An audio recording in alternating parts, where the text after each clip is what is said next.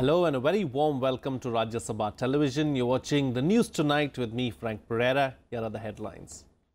75% polling in Nagaland. Meghalaya records 67% polling. Voting largely peaceful in both states, barring 2 incidents in Nagaland. 1 person killed and 3 injured in the violence.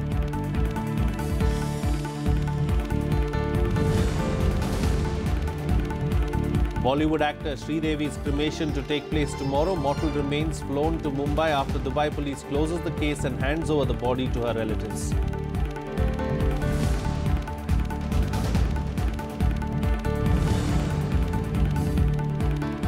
Public banks told to address operational and technological risks within 15 days in the wake of the Punjab National Bank fraud. Government tells them to check all non-performing assets worth more than 50 crore rupees for potential fraud.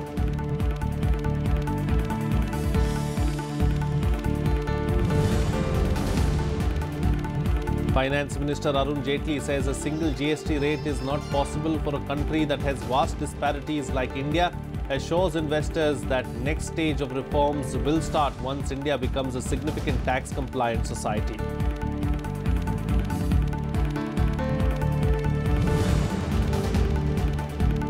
And days after the government expressed concern over the declaration of emergency in Maldives, island nation declines India's invite to take part in naval exercises involving 16 countries, does not give any reason for its decision.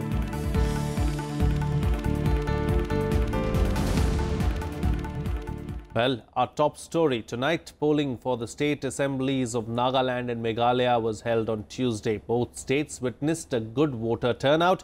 While Nagaland recorded a 75% voter turnout, Meghalaya registered a voter turnout of 67%. Let's take a look at how the two states voted today.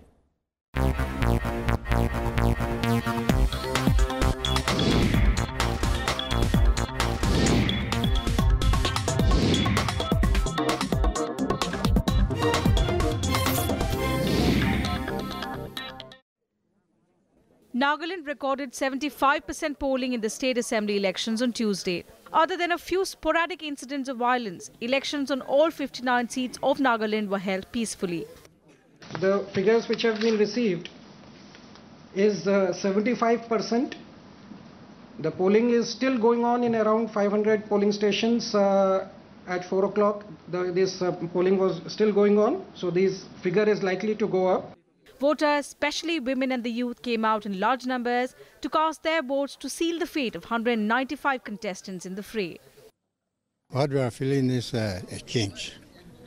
A change that is not particularly these political parties, but as a whole, among the common men.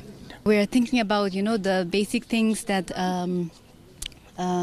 like roads, like provision of good transportation and especially roads. So those things are in mind when we are voting here. Access to electricity and water. Especially here in this colony, there's a lot of scarcity of water also. So we are, this time we are looking for a change.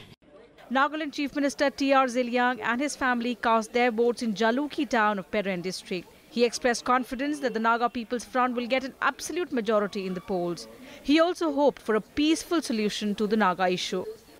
We'll see that the state will be peaceful, and we'll move for Naga political solution also. And we expect that permanent peace will prevail in the state. 2 incidents of violence were reported from Nagaland. 1 person was killed and 3 others were injured in a clash between the ruling NPF and NDPP supporters in the Akulutu constituency of Zunhebeto district. About an hour before voting started, a blast was reported from a polling booth at Tizit village in Mon district. Out of 60 assembly seats in Nagaland, polling was held for 59 seats, as NDPP chief nephew Rio has already been declared elected unopposed from the northern Angami 2nd constituency. The northeastern state of Meghalaya recorded 67% polling till 4 p.m. The Election Commission, however, says the figures will rise. Altogether, as per the last report of polling, we have 67% polling. It has been reported. However, a large number of PS voters are still in queue. So we expect that this percentage will increase further. Long queues were seen outside the polling booth since early morning hours. Develop होना चाहिए root वो सब थोड़ा अच्छा होना है जो सिलचर जो रूट बहुत खराब था लेकिन अभी हो रहा है गवर्नमेंट चाहिए सर और क्या चाहिए जो कि अच्छी आए सरकार और आगे में हम लोग को उन्नति करे उसी के लिए हम लोग अभी देख रहे हैं नए सरकार के लिए employment should be the first priority should be there, and after that, because we as a youth, because we don't want to be a taxi driver or we don't want to open any tail counter machines. 361 candidates are in the fray in Meghalaya. Polling in the William Nagar seat was postponed after the death of NCP candidate Jonathan N. Sangma in a militant attack in East Garo Hills district on the 18th of February. The Election Commission is yet to announce the date of polling for this constituency. With inputs from Panchanan Mishra and Ravindra Sharan, Bureau Report, Rajya Sabha TV. Well, indeed, a big day in Nagaland and Meghalaya today. Let's go across to Meghalaya, where our correspondent Ravindra Sharan is standing by. Ravindra, take us through how voting took place through the course of the day today in Meghalaya.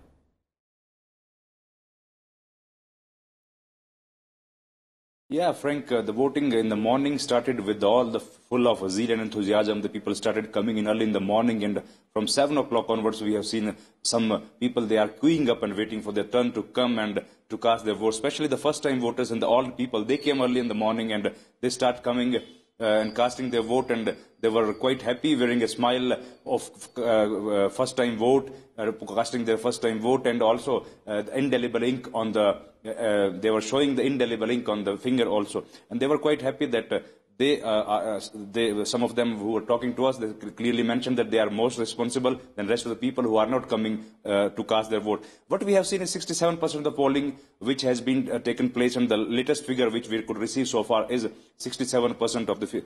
This is not what exactly the Election Commission has expected for. The Election Commission was quite optimistic that this time the voting percentage will go up, and in last 2013 election it was 86%, but they were quite optimistic that this time it will increase. But because I think, as I spoke to some politicians and some senior journalists also who has been covering this election for last, the Meghalaya for last many years, all of them reached on the conclusion that I think the most important reason was on the 18th of February when we saw a violence and in the East Garo Hills where William Nagar constituency, the candidate of NCP Jonathan Sangma was killed, following which the election has been countermanded, and the police and the CAPF has they have also launched a counter insurgency operation which killed Subhash Sekia, who was the head. So violence could have been one of the issues why the polling percentage was not as expected is what you're suggesting. Let's now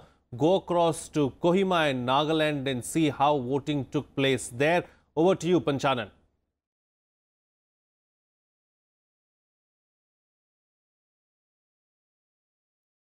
Well, Panchanan Mishra, if you can hear me, of course, voting took place in Nagaland as well.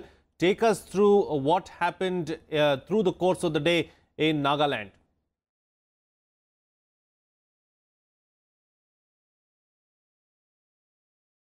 As in Meghalaya, in Nagaland also, the polling was very good. Since morning, before 7 a.m., there was queue. We have seen that in many polling stations.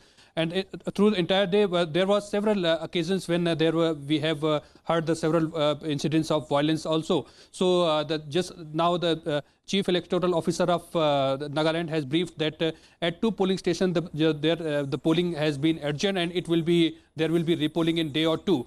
But also overall the polling was very peaceful, and they are expecting that till 4:30 the official data is at 75% of polling. But they said that in some places there was polling was still continue after 4 p.m. So the final data will lead to this data increase, because in last time there was 90% polling in Nagaland election, and the polling in Nagaland was always very good. So it may increase further. But if you raise the issue of these, what type of issues were raised in the entire Nagaland polling, so it was the election which will be known for the clean election motto, because the use of money power in Nagaland election was very prominent, and this time Election Commission, civil society and church has made an effort that there is no massive use of money power. Right. So it has to be seen that how the clean election will be. But we have to know the output of result by three only. Okay, all right. Panchanan Mishra and Ravinder Singh Sharon, thank you so much for joining us on the program, of course, and bringing us those updates from Nagaland and Meghalaya. Moving on to other news. Now, Bollywood actor Sridevis Funeral will take place on Wednesday in Mumbai. Her body will be kept at the Celebration Sports Club in Lokhandwala for people to pay their last respects. The cremation will take place at around 3:30 p.m. Earlier in the day, the Dubai Police Prosecutor's Office handed over Sridevi's body to the family. The 54-year-old actor had died suddenly in the bathroom of a hotel in Dubai late on the 24th of February. The Dubai police reported that she accidentally drowned after losing consciousness.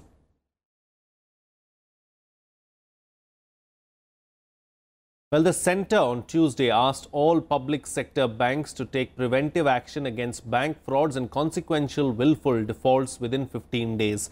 The Department of Financial Services of the Finance Ministry further asked the banks to refer all such cases to the CBI. The measures come in the wake of the 11,400 crore rupees Punjab National Bank fraud this month. The government also said all the non-performing assets above 50 crore rupees will be examined for possible fraud. These banks have also been asked to involve Enforcement Directorate or Directorate of Revenue Intelligence to inquire into cases related to violations under the Prevention of Money Laundering Act and the Foreign Exchange Management Act. Well, Prime Minister Narendra Modi pitched for foreign investments at the India-Korea Business Summit in New Delhi. He said that saying India is one of the most open economies in the world and it is ready to do business with the world. Here's more. India is ready to do business with the world. Stating this at the second India-Korea Business Summit, Prime Minister Narendra Modi said India is already the third largest economy in terms of purchasing power and is on the way to become the world's fifth largest economy in terms of GDP. We are already the third largest economy by purchasing power. Very soon, we will become the world's fifth largest economy by nominal GDP. We are also the fastest growing major economy of the world today. We are also a country with one of the largest startup ecosystems. Inviting investors from South Korea, he said India has democracy, demography and demand, the three requirements to make the country an attractive investment destination. We sit positively in day-to-day transactions. We are widening the areas of trust rather than digging into doubts. This represents a complete change of the government's mindset. At the beginning, bilateral trade volume stood at the mere $15 million. It has now grown to reach some $20 billion as of 2017, making Korea the 11th biggest country for investment in India. Addressing the summit, Finance Minister Arun Jaitley said the Indian economy has the potential to achieve a growth rate of more than 7 to 8% in view of policy changes. He said it is not possible to have a single GST rate as the country has vast disparities, but assured the investors that the government will undertake further reforms after tax compliance standards improve. The Indian economy in the last few years has become a very open economy. It's integrated globally. It invites investment in most sectors. It's made its procedures for investment extremely simple. Our decision making has made doing business in India much easier. Prime Minister Narendra Modi also promised to protect and promote foreign investments in India. Bureau Report, Rajya Sabha TV. Meanwhile, Finance Minister Arun Jaitley on Tuesday said that rural infrastructure must be improved in order to bring about change in the quality of life of people residing in villages. Jaitley was addressing the curtain raiser event of Asian Infrastructure Investment Bank's third annual conference in New Delhi. Finance Minister Arun Jaitley on Tuesday said India is on a high growth trajectory in the last few years. He said the country's aspiration is to speed up the pace of development. Jaitley unveiled the logo of the third annual meeting of the Asian Infrastructure Investment Bank to be held in June in Mumbai. He also praised the AIIB for investing in various infrastructure projects of India. Today, compared to global growth, this is the region which has been providing the growth leadership as far as the world is concerned. In the last several years, India has been on a high growth trajectory itself. And infrastructure creation has been almost on the top of one of India's infrastructure priorities. Addressing the curtain raiser ceremony of the AIIB, Union Minister Nitin Gadkari emphasized the central government's commitment to double the income of farmers. The Prime Minister's vision is to increase the agricultural production 2 times in 2022. And now my plan is making irrigation for 1,88 lakh hectares. Now we are not acquiring land, we are using pipelines. We have saved just 6,000 crore by using pipelines.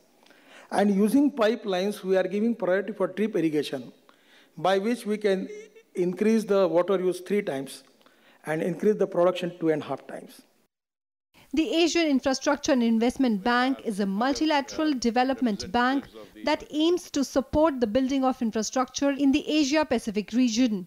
According to reports, India has emerged as a top borrower from AIIB with $1.5 billion worth of loans last year and $3 billion more in the pipeline. Mohammad Fateh Tipu's report for Rajya Sabha TV. Well, in other news now, Jordanian King Abdullah II arrived in Delhi, in India for his 3-day visit on Tuesday night. Prime Minister Narendra Modi himself received the Jordanian King at the airport and welcomed him to India. During the 3-day visit, India and Jordan are expected to sign some important agreements in the fields of defense, investment, health and information technology. India sees Jordan as an emerging strategic partner in the Middle East with moderate Islamic values. The King's visit to India comes less than a month after Prime Minister Narendra Modi met him in Amman while on transit visit to Palestine on February 9th. Besides holding official talks with Prime Minister Modi on Thursday in Delhi, the Jordanian King will also meet President Ramnath Kovind and Vice President Venkaiah Naidu during his visit.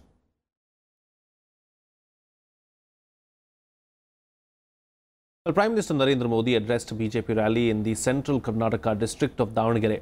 He promised relief for farmers if his party comes to power in the forthcoming polls.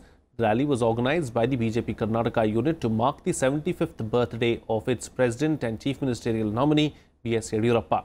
The BJP has been building its election campaign largely around the increasing distress in the agricultural sector in the state. Prime Minister Modi also accused the Congress government in Karnataka of being insensitive towards healthcare facilities for people in the state.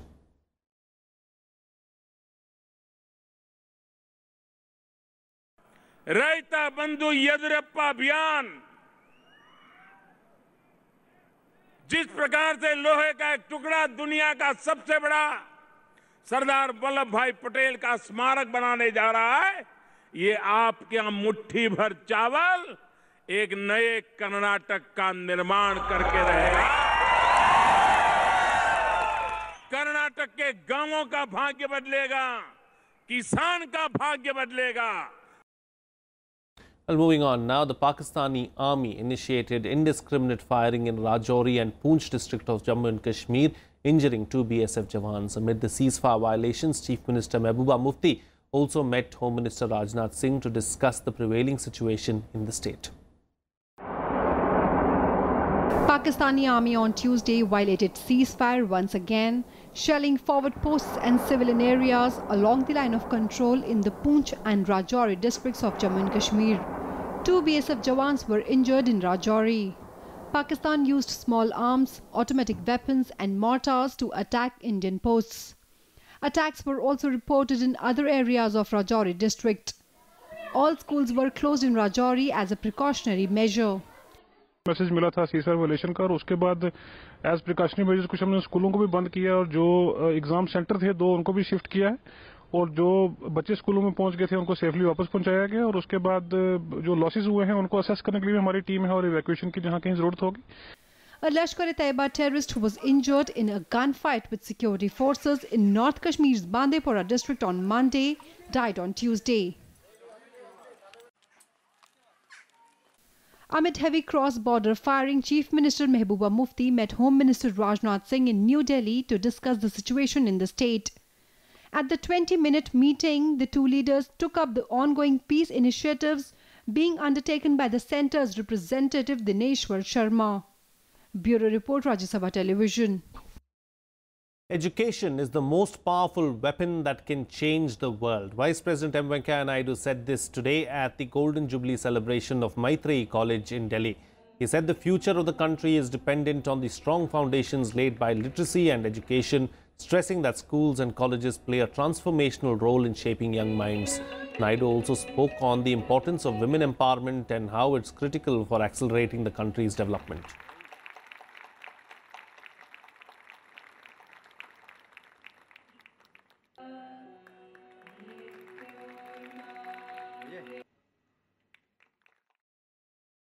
"70 years are over. What is it we have gained?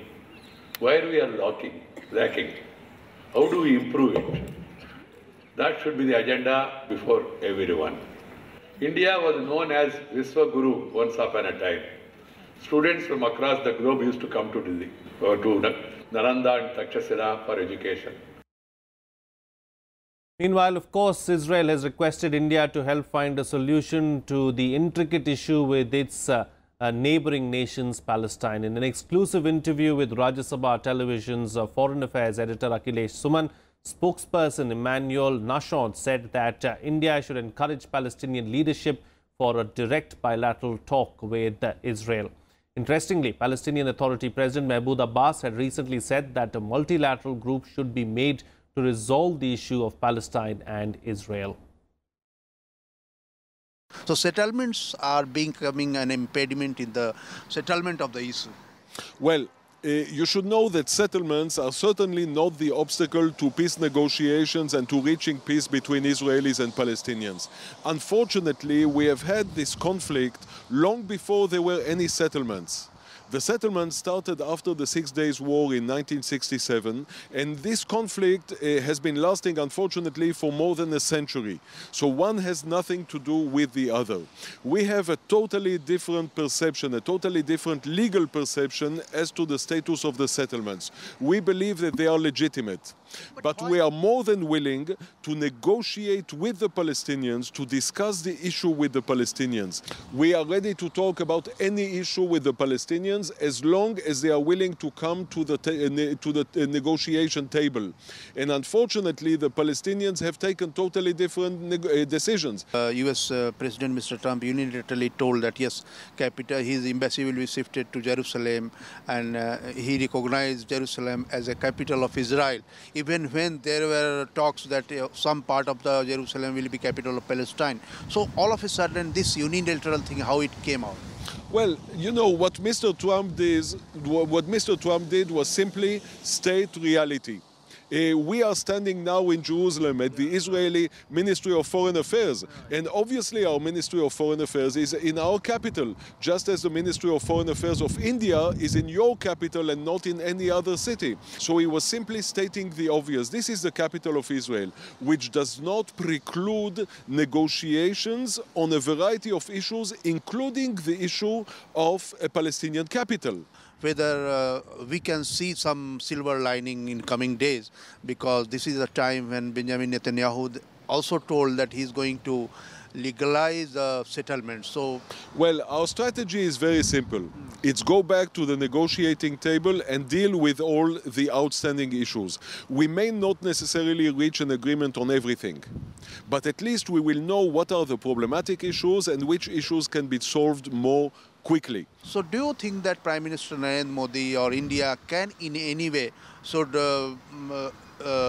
do something so that peace can be expedited. We believe that the best thing that India could do now is encourage the Palestinians to go back to the negotiating table. Tell the Palestinians, stop with your attempts to evade negotiations, talk directly to the Israelis, and you will see that something positive can come out of that. Meanwhile, Maldives has declined India's invitation to take part in the biennial naval exercise Milan. Navy Chief Admiral Sunil Lanba said the island nation has not given any reason for its decision. Over 16 countries will be taking part in the 8-day-long exercise from March 6th. The biennial exercise Milan is being organized in the Andaman and Nicobar Islands in the backdrop of China's growing military posturing in the Indo-Pacific region.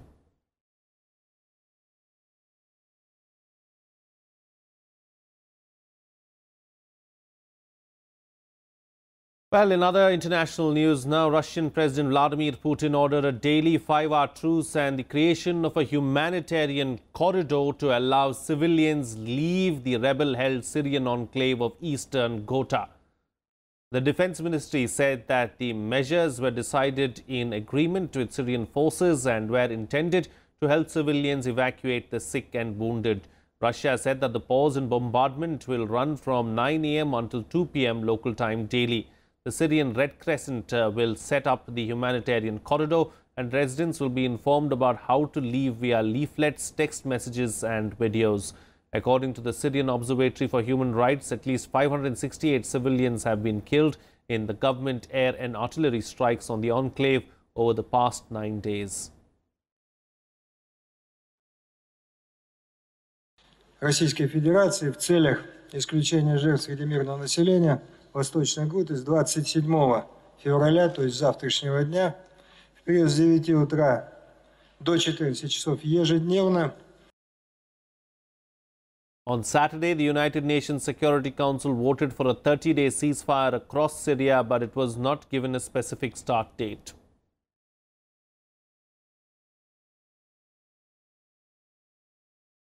Well, Tuesday marked the 87th death anniversary of Chandrasekhar Azad, the fearless revolutionary leader and one of the greatest freedom fighters. Born on July 23, 1906 in Bhawda, Madhya Pradesh, Chandrasekhar Azad was an epitome of courage and determination. He was fascinated and drawn to the great national upsurge of the non-violent and non-cooperation movement under the leadership of Mahatma Gandhi. But after the withdrawal of the non-cooperation movement, he was attracted towards revolutionary activities. Thereafter, he joined the Hindustan Republican Association. Chandrasekhar Azad had vowed that he would never be arrested by the British and will always be Azad. On February 27, 1931, he was surrounded by British policemen in Alfred Park, Allahabad. One of his associates had informed the police about his whereabouts. For quite some time, Azad held the well-armed police that circled him at bay single-handedly with a small pistol and a few cartridges. However, left with just one bullet, he shot himself in the head and lived up to his resolve that he would never be arrested and dragged to the gallows to be hanged. In his memory, the Alfred Park is now known as Chandrasekhar Azad Park.